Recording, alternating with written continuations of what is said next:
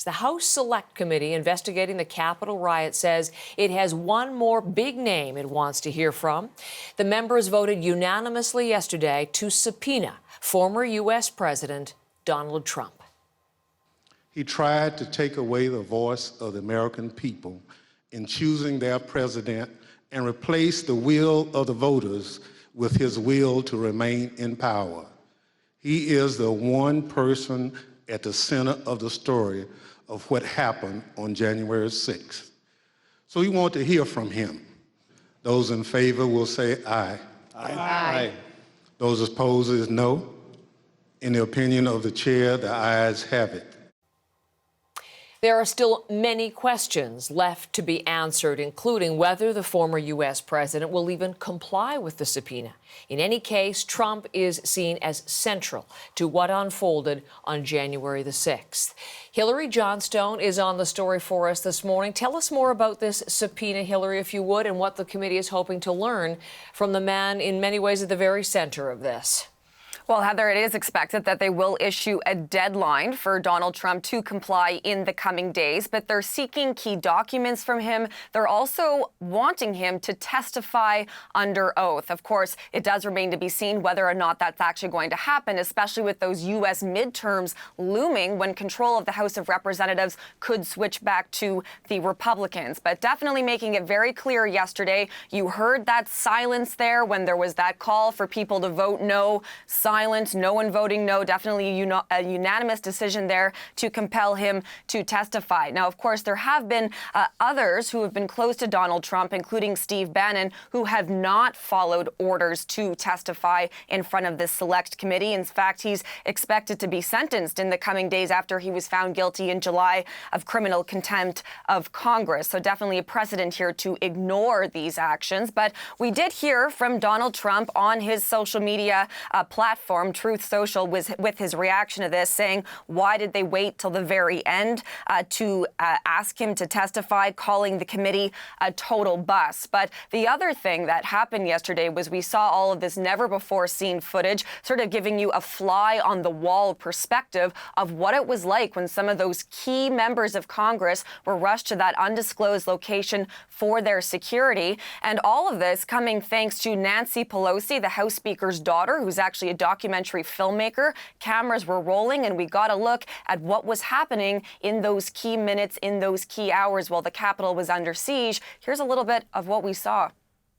Apparently everybody on the floor is putting on tear gas masks to prepare for a breach. Well, I'm trying to get more information. They're putting on their tear gas masks. The Army. Oh my gosh. They're just breaking windows. They're doing all kinds of, it's really that they said somebody was shot. It was just horrendous, and all at the instigation of the President of the United States. So hearing there from Nancy Pelosi and some other key people who were in that room, including the then Senate Minority Leader Chuck Schumer, both of them on the phone with a number of people, including the acting Attorney General, the acting Secretary of Defense, pleading for help, also on the phone with the Governor of Virginia, asking for the National Guard to be sent in, and also on the phone with Vice President Mike Pence as well. Now, of course, the big news yesterday, this news about trying to get Trump to come and testify, we are having some reaction to that already, including from the former U.S. Ambassador to Canada, Bruce Hayman, who spoke with our colleague Vashi Kapelis yesterday about why he thinks this is happening. Here's what we heard. I think this is a result of testimony, and testimony that has evolved over the entire hearing, in which they had insiders within the White House, senior government officials in the Trump administration, throughout the Trump administration, that told the committee very directly that the president knew he lost this election, and yet he had a plan to continue to deny that he had lost and also foment this violence that took place on January 6th. And hearing the former ambassador there mention something else that came out yesterday, some testimony from a former White House communications aide who said that in the week after the election that Donald Trump, while she was in his office with him, said, "Can you believe that I lost to this guy?" while there were images of Joe Biden up on the television screen. It was quite a 2.5 hours yesterday, Hillary, and that video previously unreleased. Looking forward to your sharing more of it with us this morning because it was unbelievably riveting as we saw it yesterday. So it looks like this will be the final public aspect, a final public hearing for the committee. What's going to happen next?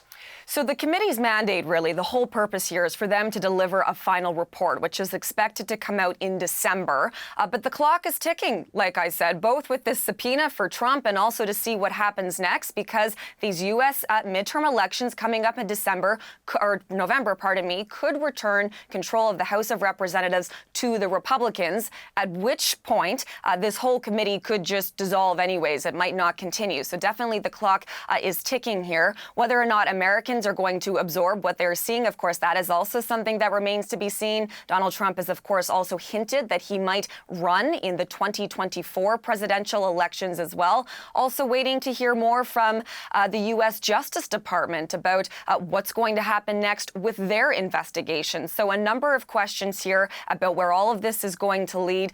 Like you say, Heather, this could be the final committee hearing, but still a lot of questions. And they definitely did have a few sort of final surprises that they pulled out yesterday with that never-before-seen footage, and then also those documents from the Secret Service, email exchanges, which showed that the Secret Service did have information that showed that things could have turned violent on January 6th.